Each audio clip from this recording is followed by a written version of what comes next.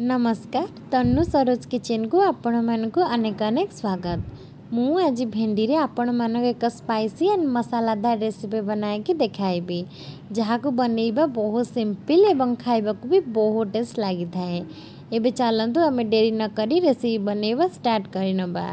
ता पूर्वरु जदि मोर ये रेसिपी आपण मानक भल लागिची ताहले लाइक करिवे, शेयर करिवे, सब्सक्राइब करि नेबे।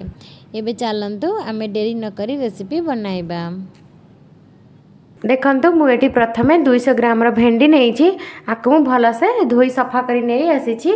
एबे हमें आकु देखंतु एई भली भाबरे कट करी नबा आर आग पछकु एई भली भाबरे काटी नबा आर मझिरु आमे 2 खंड करी नबा। एई भली भाबरे देखंतु एई भली भाबरे आमे एठी सबतक भेंडी को कट करी नबा। देखंतु मुझे भेंडी को सबतक को यही भाव में काटी नहीं यही भाव में बड़ बड़ पीस करी मुझे सबतक भेंडी को भल से काटी नहीं।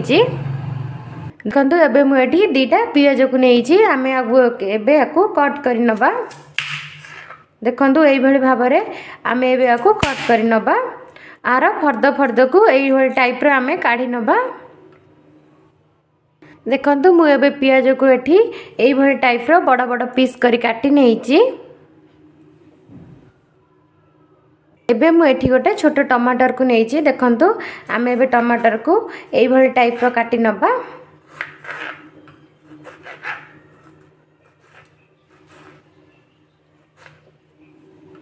देखंतु मु एबे एठी सबतक टमाटर को यही भाई पीस करी एबे काटी नहीं छोट छोट पीस करी एबे मु काटी नहीं सब टमाटर को एठी।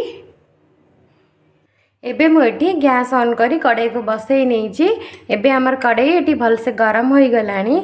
एबे मुझे 2 चम्मच रिफाइन ऑयल को दे नउची।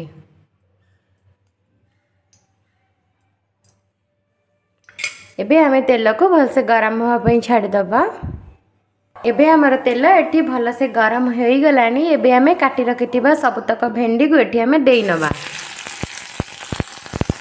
एबे एठी हमें सबतक भेंडी को एठी देई नै जे एठी हमें अल्प किछि एठी लूण को देई नबा। लूण को हमें एठी पे एठी देले लूण देबा द्वारा हमर भेंडी एठी भल से सिझि जिवो।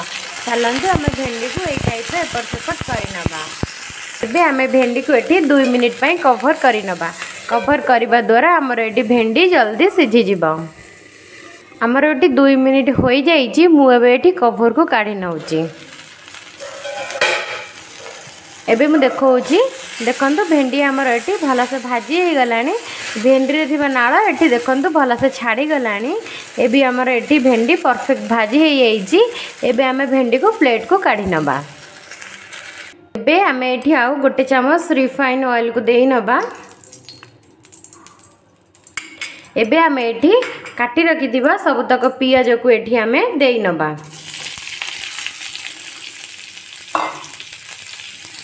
एबे हमें पियाज को एठी हल्का टिके भाजी नबा।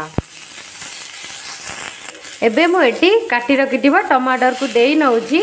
पियाज और टमाटर को हमें 2 मिनिट हल्का भाजी नबा। देखंतु हमर एठी 2 मिनिट होई जाईची। पियाज और टमाटर एठी हल्का से भाजी हेई जाईची। आठो भी अधिक हमें भाजी बानी। एबे टमाटर और पियाज को हमें बे प्लेट को काढी नबा। एबे हमें एठी एबे 2 चम्मच रिफाइन ऑयल को देई नबा।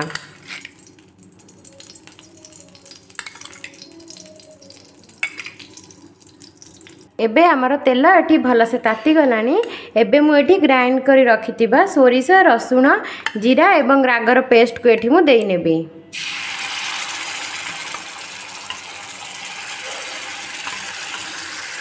एबे मु एठी सबद मसला को देई नेजी।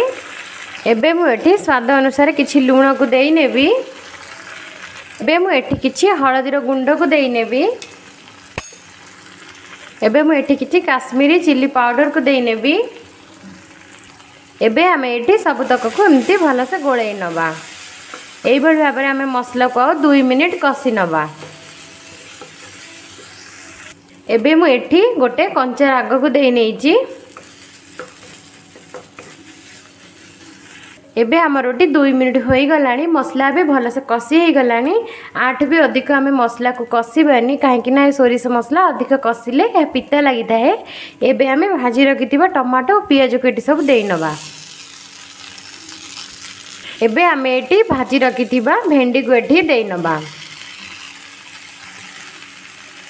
सबतक को आमे एई भली भाबरे भलसे गोळेई नबा। एबे एठी आमे गैस को हाई करी नबा। भेंडी को एई भली भाबरे आमे 2 मिनिट भलसे कसी नबा। देखंतु हमर एबे भेंडी रे मसला एठी भलसे रेडी हे जाईची। आमे एबे गैस को बंद करी नबा।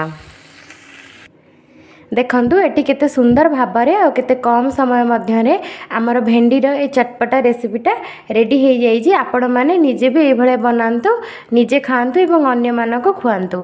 आशा करूची जदि मोर ए वीडियो आपण मानको भल लागिबो प्लीज लाइक करिवे, शेयर करिवे, सब्सक्राइब करि नेबे।